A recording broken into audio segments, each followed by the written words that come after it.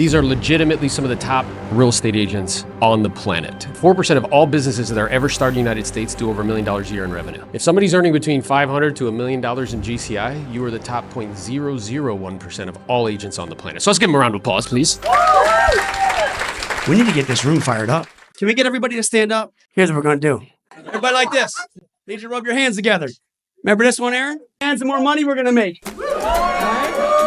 And on 3, we're going to say yes. Infinity. So it's going to be like this. 1, 2, 3. Yes! 1, 2, 3. Yes! 1, 2, 3. Yes! Give it me one more time. Yes! All right. Let's have a seat. Good. Thank you, man. I wasn't sure where that was going. The guy from New Jersey's rubbing his hands together. I'm like, what the hell is he doing? Thank you for that. Appreciate it. Real quick, I guess we have some mics we can pass them down. Just first, introduce yourself and where you sell real estate, or you're in the real estate kind of business. So where are you on the planet? Kelly Johnson, 17 years in the business in Indianapolis. Hi, my name is Deirdre Folan. I'm from New York City and selling real estate 26 years. My name is Sohail Salahuddin. I'm from Chicago, and I've been in the business just about 20 years. I'm Mark Ramey. I'm 23 years in the business, and I'm from Orlando, Florida.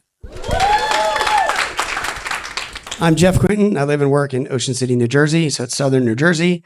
Been in the business 32 years. Ben Esposito. I'm in Mansfield, Massachusetts, and I've been in the business 17, 18 years now. Hello, everybody. My name is Eliseo Cisneros. I'm from Ventura County, California. I've been selling real estate for 14 years. So everybody on this panel, we've known each other for years, over an extended period of time. And what I oftentimes see on these types of panels is, everything that's like going great. Yeah. So what I oftentimes see on these panels is like, hey, this is all the things that are working, which we're going to get to.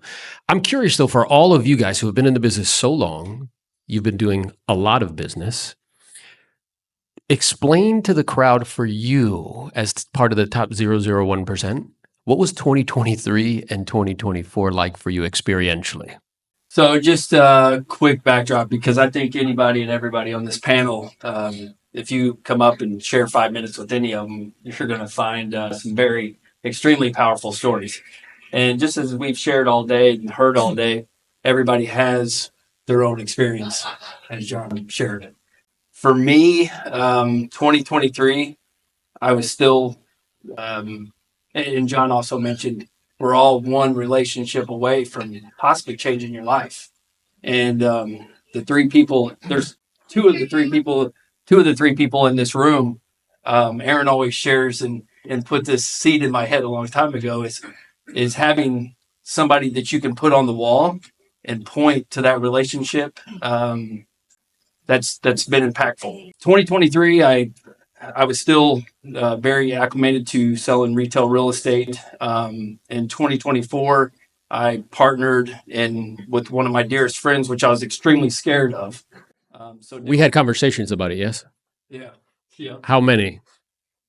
The first conversation actually started in 2021, 2022, and just... So wait a minute, even though you were very powerful, doing 80 plus deals a year, you were going to do something new and different, and you were scared. Is that what you're saying? Terrified. Yeah. Okay. Just checking.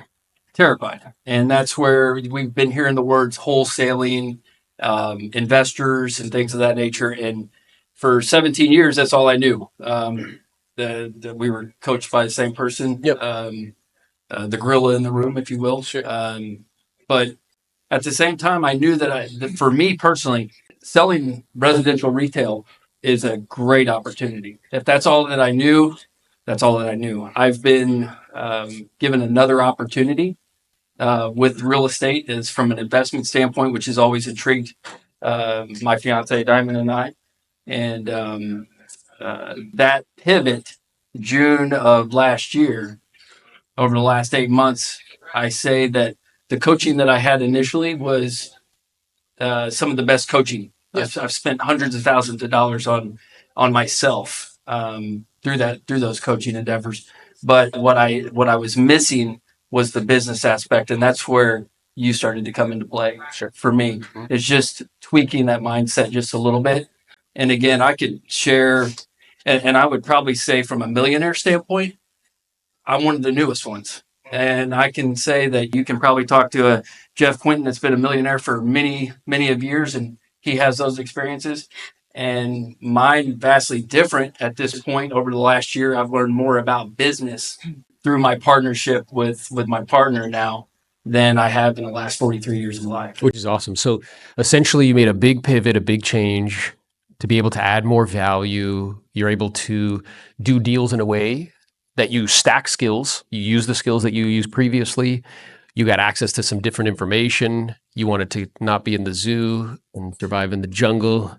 And now you're surviving in the jungle. So once you made that pivot, let's talk about like super quick, just let everybody know numbers wise. What has that meant to you, deals, volume, and what you're doing?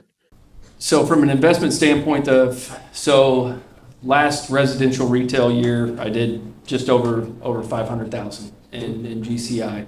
And it was pretty consistent in between 350 and 550 For a long time. for a long extended period of time. But it was kind of just for me, it was what I knew. It was easy.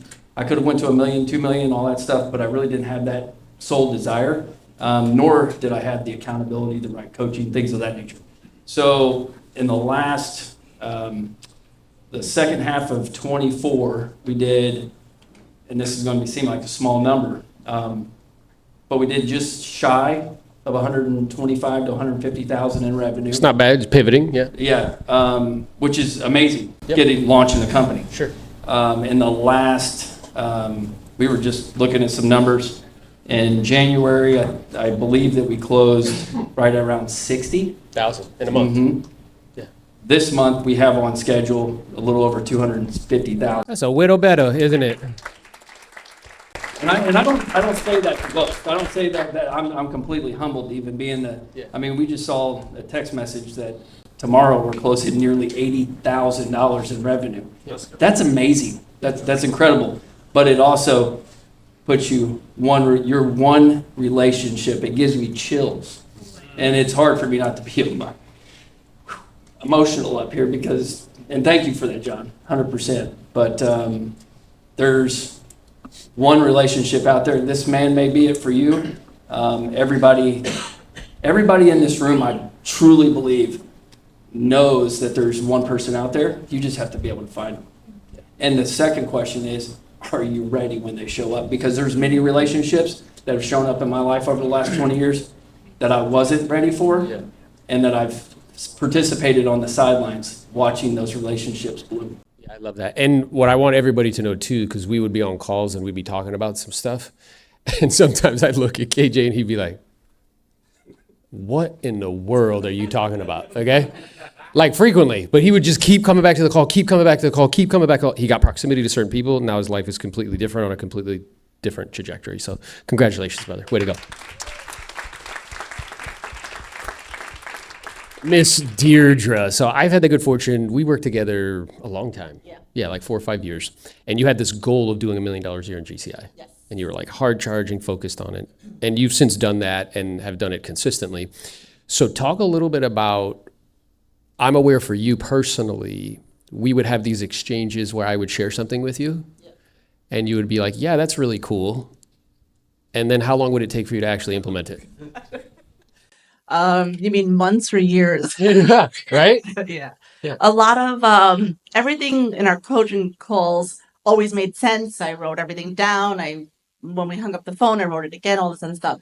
And by next week, again, nothing got implemented. And for such a long time, you'd have to keep telling me the same message. And like it was almost I'd have to come to a breaking point and like this breakdown and this craziness and then like surrender. Yeah. But a lot of those like everything he's ever said that I then implemented and did it sooner, I won big time. Yeah, huge. I remember one of them was just getting her to start paying attention to like reviews because she wasn't at all. I was like, hey, bro, just, like people look at reviews. That's the world we live in now. Okay? That's what happens. When you guys want to make a decision on where to go to a restaurant, you open your phone, you look at Yelp. Whoever's got the most reviews and the best pictures, that's who gets the $100 check, yes? So it makes sense we'd be doing that. And for like 6 months, she's like, nah, bro, I'm good. Nah, I'm good. I'm good. Then she implements it, and then this is how it happens, okay? Because once she makes money, she's like a dog with a bone. It's not going away, okay? So she calls me, she texts me out of the blue. She's like, you'll never believe it. I said, what? Hit me with the best. What do you got? She's like, somebody read my review and called me. And I'm like, uh-huh. And they wanted to list their property. And I'm like, uh-huh. Yeah. So what I think is interesting is I think sometimes I can see it when people come up to me, and after this, they'll come up to you. They think that like you possess something that they don't. Look, and you notice everybody's head's like nodding no.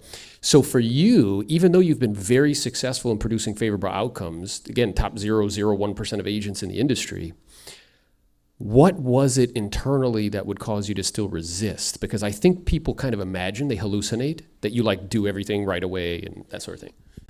No, I don't. I still don't. I guess for me, it's like, it's a process. It's a much longer process than normal. What causes you internally to resist? Because it intellectually makes sense to you. You're like, yep, that makes sense, but then it's like, nope, not gonna do it. Yeah. So like, what is the resistance? Is it because it's something new? Is it because it requires you to learn something new? I think some of the stuff that I'm learning with Aaron is leverage. And I really thought I had to do everything myself, so I would get overwhelmed. I'm thinking, how am I going to start the Google reviews or whatever the project was that week? And because I was saying, how am I going to do it, it never got done because I was busy prospecting and doing everything else I was supposed to be doing during the week. So it was really a question of who can help me with this, putting a time and schedule in your book and implementing from there. That's right. That's what's been helpful. Yeah, I remember one time on a call, she was like, yeah, I got to get ready for tax season. I said, what are you talking about? Say that to me again? She's like, yeah. I'm like, who does that? She's like, I do. I said, what, like, I like want to hang up the phone right now. Like, are you kidding me? Did you say that to me? You make how much money a year? What are we doing? Right? And to your credit, though, it may take a little bit, but you do implement, and you've been getting awesome success. So I appreciate you, and I appreciate your authenticity. Thank you. Yeah, that's awesome. Way to go. See, isn't it interesting that the story of one is the story of all? Like, I know I used to see these types of panels and think like, man, they are just super special humans.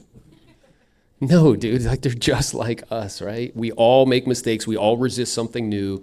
But the more proximity you can get to people that encourage you, because listen, I heard this the other day and I thought it was so true. Friends will tell you what you want to hear. Allies will tell you what you need to hear. So here's the question you have to ask yourself.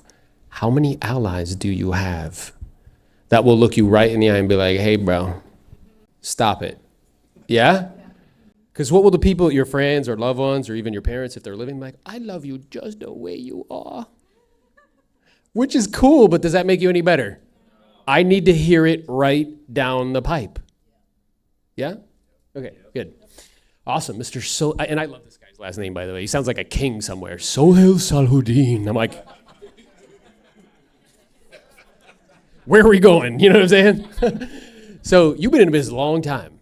Yeah, just about 20 years. 20 years. And me and you had a very interesting conversation on our first coaching call, yeah? We did, first call. Yep. Yeah, so the first call, he shows up to the call and he's so like, again, Sohail Salhuddin.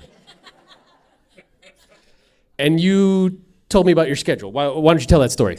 Yeah, well, you told me to email you my schedule ahead of time. Yep.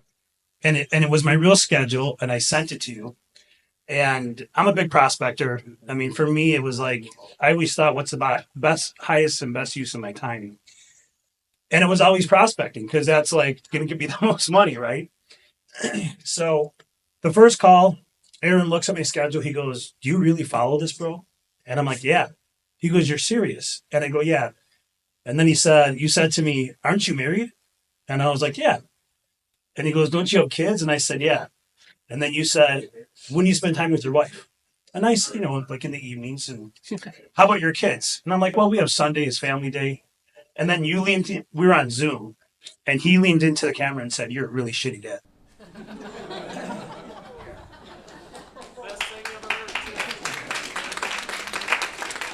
Hey, and his wife was on the call, by the way. Can you believe what he said to me? How dare he? No, you were right. You were right. I actually took a step back, and you know, I had to digress, and I thought about it, and I'm like, shit. I'm like, it's true. It's true. Yeah. And then you helped me kind of rethink. I mean, you've been helping me rethink things. You know, I mean, up until now. I'm curious though, because I know for me, I need that type of feedback. And I still have people who give that feedback to me. You know what I mean? Somebody's going to be speaking tomorrow who gave me that type of feedback. It's actually the same feedback I gave him. I guess maybe you can talk a little bit about, because I know one of the best things you can ask a guide, I don't even like the word coach because it's like cheesy. Everybody's like a coach. A guide is just somebody who's a little bit further down the path. Okay? Is what do I currently believe to be true that isn't? Because what I currently believe to be true that isn't is what's keeping me stuck. So in that moment, what were you believing was true? Before, you know, I kind of believed that if I didn't suffer, there was no progress to be. That's interesting. So he had a belief that suffering meant success. Isn't that interesting? I find that super fascinating because now in today's like hustle culture, you know, hustling's cool, bro, but it's a season. It's not a business strategy. And yeah, you got to push to get something off the ground. But I would be on these masterminds with some of these guys, and I was usually the youngest one, and I'd be like, look, guys, I mean this with love, okay? If I am on this call in my 60s talking about contacts and listings, I screwed up. Major, big time, right? So, and thinking that there was actually like, it was somehow noble to suffer. Yeah, so just, and to add clarification, for me, suffering was constantly working and grinding, you know? So I would literally prospect from morning, unless I had appointments and whatnot, until 9 o'clock at night sometimes. Yeah. And that's what got me on his schedule, because it was like all the way to 9, you know what I mean? And I don't think people realize this, because I know in our culture, like we think it's the, I don't know, men typically aren't given any space to like emote. But me and Carla did like a marriage retreat, which I would highly recommend that you do, or something of that nature. And one of the things that we did was, first you have to say like, hey, here's what I'm appreciative of. And it was a rose petal, and you have to stare at them and say that. Well, the first thing you realize, there's a lot of rose petals, bro. You got to start digging down deep. But it's cool because rarely do you do that. But the second one was, you know what the second one was? I'm sorry. You put your hand on their chest and you're like, hey, I'm sorry. And you could say something. You know what Carla said to me?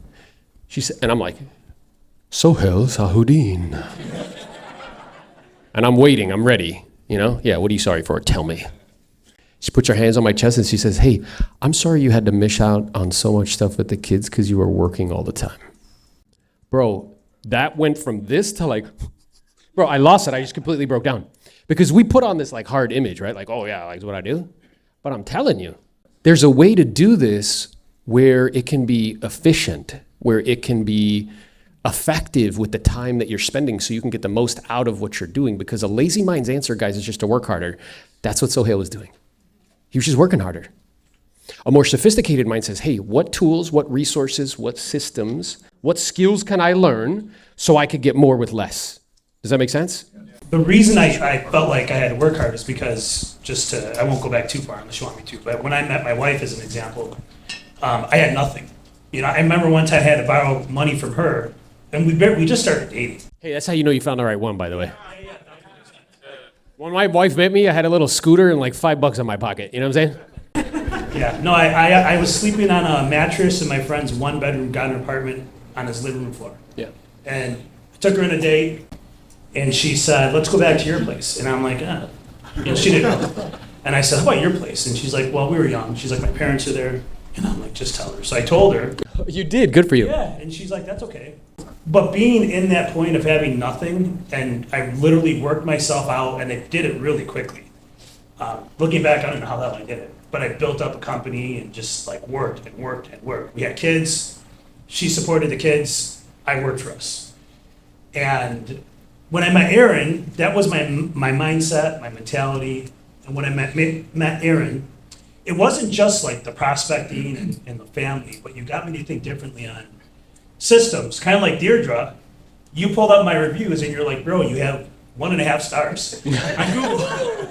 He's like, yeah, who cares? I'm like, no, you need to care. This is like a thing. Yeah, so, getting my reviews in place, utilizing GIFs, Yep. systems, Your past clients, like really digging into that. follow-up boss. I mean, there's so many things. That's awesome. Now that leveraged us and even helped with the team. Yeah. Like I had an assistant who I did really good with, and then the money went to his head. And so the relationship went really bad. It went the wrong way, but we were making a lot of money together. And so Aaron coached me through that and many other things. Yeah.